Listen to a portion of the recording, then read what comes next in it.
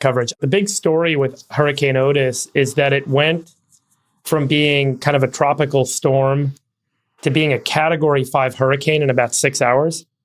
And then it made landfall in Acapulco at a Category 5 hurricane.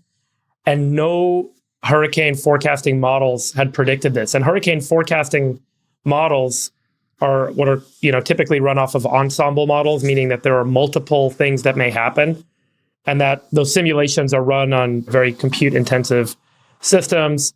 And there are many, many simulations being run all the time. Every 6 hours, these simulation runs are done. And then you look at these and you create a probability of things that may happen.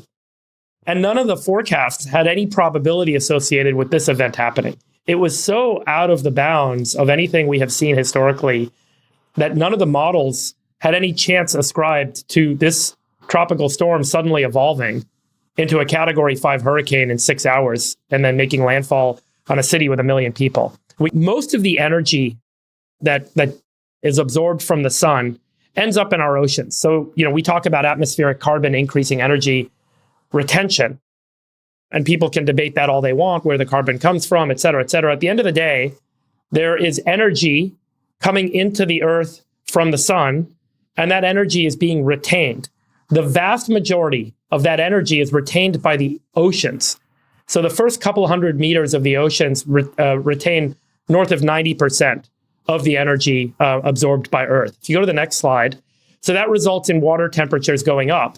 So if you look at, this is compared to the 1955 to 2006 average, and you can measure ocean heat content, but ocean heat content has risen fairly linearly since the 90s, and you can kind of see, how much excess is that correlated to temperature perfectly or no? So this is ocean temperatures over time.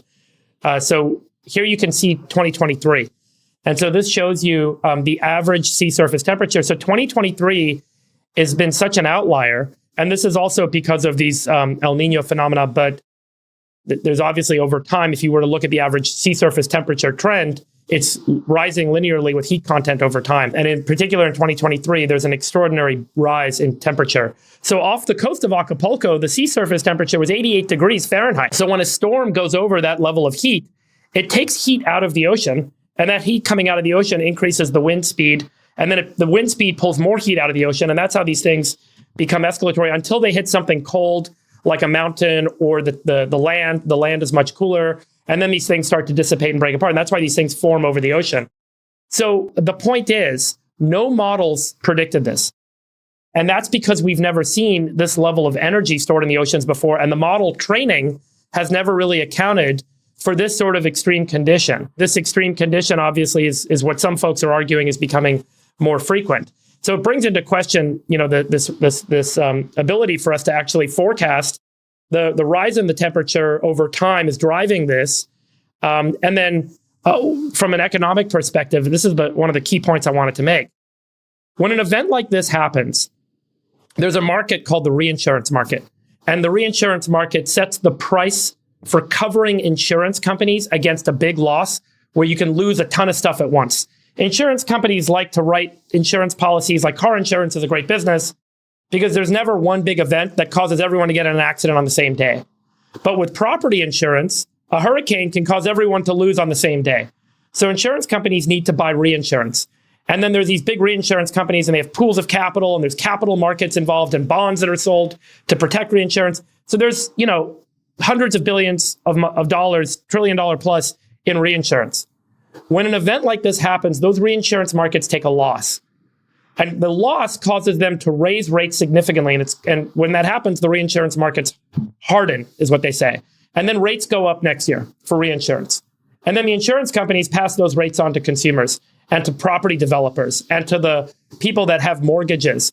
And the more of these events happen, even though it just happened in Acapulco, it impacts insurance rates everywhere.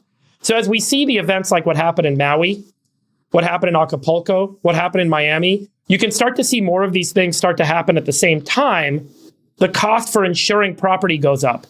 And that starts to make this whole system very difficult to maintain, because if the cost for insurance doubles or triples and people can't really afford it, but the mortgages require that they have it in all of these high-risk coastal cities and coastal areas, that's where an economic hit either has to be absorbed by the federal government or we end up taking a who we take a can't get massive insurance, right?